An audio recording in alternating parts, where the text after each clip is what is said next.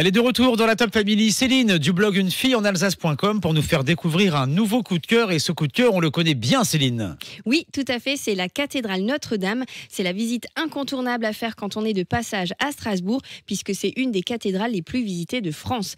Elle est le point de repère pour tous les Alsaciens, puisqu'on peut l'apercevoir à des kilomètres de la capitale alsacienne. Et beaucoup de Strasbourgeois lui donnent le petit nom de maman. Et cette cathédrale, elle a été construite en plusieurs fois. Oui, elle a été construite pour la première fois au Moyen-Âge, et je dis bien pour la première fois, puisque plusieurs guerres et incendies lui ont mené la vie dure, et elle a dû être rebâtie à plusieurs reprises. Elle est construite essentiellement avec du grès rose des Vosges, un matériau dur et résistant aux intempéries. Elle est passée plusieurs fois du culte catholique au culte protestant, de territoire français à territoire allemand. Notre cathédrale alsacienne a donc traversé les époques et du haut de ses 600 ans, c'est la plus vieille cathédrale gothique du monde. On parle de sa flèche ? Oui, son unique flèche, sa particularité, fait 142 mètres de hauteur et elle a détenu à partir du XVe siècle et ensuite encore pendant des années le titre d'édifice le plus haut de la chrétienté. Aussi belle de l'intérieur que de l'extérieur, avec sa magnifique rosace, son grand orgue et ses nombreuses sculptures, elle est classée monument historique en 1861. L'horloge astronomique aussi. Oui, alors elle a été créée en 1542. C'est une horloge mondialement connue, considérée comme un chef-d'œuvre de la Renaissance. Un bon nombre de techniciens, artistes et mathématiciens y ont travaillé au fil des siècles.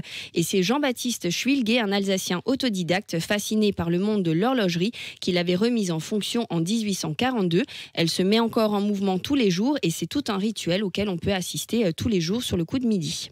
La cathédrale de Strasbourg, c'est ton coup de cœur aujourd'hui, mais il y a aussi des conseils que tu nous donnes. Alors oui, après avoir admiré la cathédrale en long et en large, je vous conseille de prendre de la hauteur et de grimper les quelques 330 marches pour profiter de la vue depuis la plateforme de la cathédrale. Ça fera pas de mal à nos cuisses et à nos mollets. Et la vue panoramique sur les toits de Strasbourg, les Vosges et la Forêt Noire à plus de 66 mètres de hauteur, ça vaut vraiment le détour. Et si vous êtes de passage à Strasbourg cet été, depuis quelques années, il y a un spectacle son et lumière d'une vingtaine de minutes qui illumine l'une des façades de la cathédrale et qui est à voir absolument. Et si vous êtes de passage dans la région ou si vous ne connaissez pas encore l'Alsace par cœur, je vous invite à vous rendre sur les réseaux de Céline du blog Une fille en Alsace. C'est la fille qui connaît le mieux la région, qui l'aime le plus. C'est Céline et elle est avec moi tous les jeudis dans la Top Family. Merci beaucoup Céline. Merci, à la semaine prochaine.